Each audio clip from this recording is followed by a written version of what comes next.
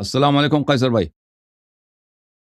وعلیکم السلام. کیا حال ہے سر؟ آپ ٹھیک ہیں؟ کیسے ہیں خیریت؟ حضور والا؟ آپ خیریت سے ہیں انشاءاللہ؟ ٹھیک ہیں آپ کی کیا خیر و عافیت؟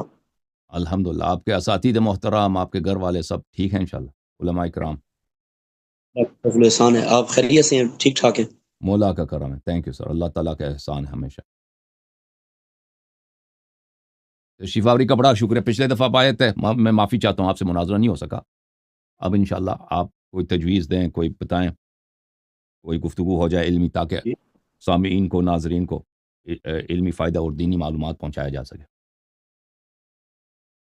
دو اپریل کو ماتم کے موضوع پہ میں کرنا چاہتا ہوں ڈیبیٹس. سیکنڈ 2 اپریل کو ماتم کے موضوع پر. ماتم تو ایک فرعی مسئلہ ہے. چلیں، آپ کا کیا ادعا ہے ماتم کے موضوع پر؟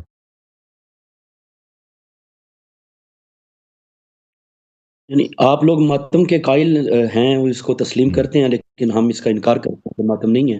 یہ ماتم نہیں ہے. تو آپ کیا کہتے ہیں کہ مثلا جی. اہل بیت علیہ السلام سے محبت کرنی چاہیے نہیں کرنی چاہیے؟ ان کی محبت تو فرض ہے، ایمان ہے. تو اگر ان کی مصیبت میں روئے، کوئی روئے، یہ حرام ہے یا جائز ہے؟ چیخ مارے روئے. رونا تو جائز، رونا تو جائز ہے، چیخ مارنا لیکن کیسے؟ آواز نہ نکلے. چیخ مارنا چیخ جائز نہیں مارنا ہے؟ نہیں ہے. اچھا. جی. اور یعنی جس اور میں اگر چلانا کوئی پایا سینہ زنی کرتا ہے، سینہ زنی جاتا کرتا ہے، اس سے کیا حکم ہے؟ یعنی حرام ہے یا سنت نہیں ہے؟ یہ سینہ زنی کرنا، سینہ کوبی کرنا، یہ ہمارے ہاں اس کو جواز اس کا نہیں ہے. یہ حرام ہے؟ آپ کے پاس کوئی حدیث ہے، کچھ ہے سینہ زنی نہیں کر سکتے؟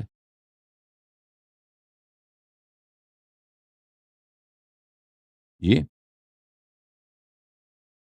یہ سینہ کوبی کرنا، سینہ زنی، یہ ہمارے ہاں اس کا جواز نہیں ہے. صحیح ہے. اوکے ٹھیک ہے بھائی، منظور ہے بھائی. 2 اپریل کو آپ کے ساتھ ماتم کے موضوع پر مناظرہ کریں گے، اور لوگوں کو پتہ ہونا چاہیے کوئی اصول دین نہیں ہے، فروعات میں سے، یہ آداب میں سے، فروعات میں سے کہ یہ جائز ہے کہ نہیں ہے. اچھا، تو ہمارا بھی ایک تجویز آپ سن لیں. ہم بھی ایک تجویز کرتے ہیں کہ اور مناظرے کے 2 اپریل کے بعد، کبھی اور 1-2 ہفتے کے بعد تجویز لیں گے ہماری. 2 اپریل کو انشاءاللہ. 2 اپریل کو تو یہ مناظرہ ہم نے قبول کر لی. آپ کا حکم ہمارے سر آنکھوں پر. ہماری بھی ایک تجویز ہے، آپ مانیں تو ٹھیک ہے، نہ مانیں تو کہتے ہیں میں نہیں مانتا. تجویز سنیں گے؟ جمع قرآن پر. جمع قرآن پر. جی جی جی. جمع قرآن پر، یا طلاق ثلاثہ قرآن میں، یہ اس پہ اگر آپ چاہیں، یا جمع قرآن یا طلاق ثلاثہ قرآن میں، اس پہ اگر چاہیں مناظرہ کر لیں. یہ بڑی عید کے بعد میں جمع قرآن پہ انشاءاللہ. بڑی عید کے بعد؟ بڑی عید کب پڑ رہا ہے؟ 1 منٹ میں، ابھی جو ہے، ابھی تو ذوالقعدہ کا آغاز ہے.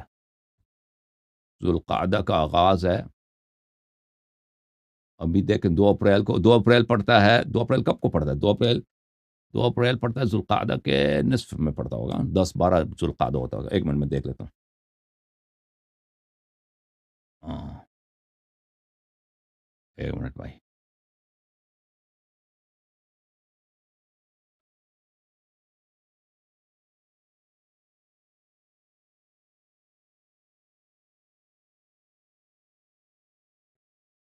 جو ہے ابھی فی الحال ہے، آج ہے 1 ذوالقعدہ، تو 14 جی. ذوالقعدہ کو آپ سے مناظرہ ہے، تو 28 ذوالقعدہ کو رکھ دیں.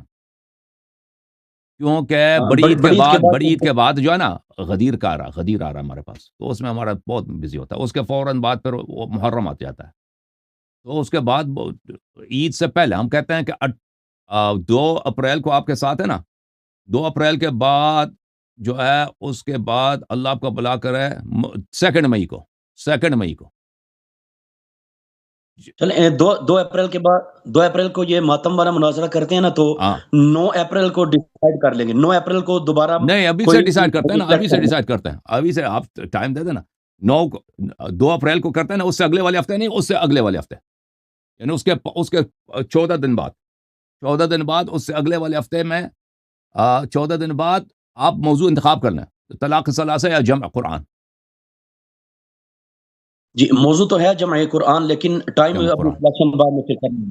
چلیں جی 2 مئی کو مان لینا حافظ صاحب وہ ٹائم کی سلیکشن بعد میں کر لیتے ہیں جی۔